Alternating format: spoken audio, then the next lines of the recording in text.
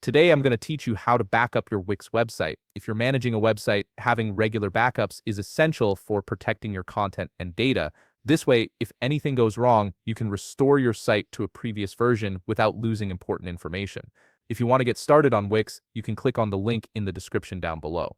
Let's begin by heading over to the Wix website and logging into your Wix account. Once you're logged in and viewing your Wix dashboard, look at the left navigation menu where you'll find various options for managing your site. Click on Website Content and you'll see a drop-down selection appear with several choices. From this drop-down, locate and click on CMS.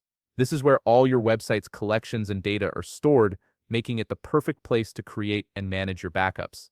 Now you'll be able to preview all the collections you have in your Wix account. These collections contain all the important data and files that make up your website's content. To back up these files and data sets, click on More Actions. A drop-down menu will appear with additional options.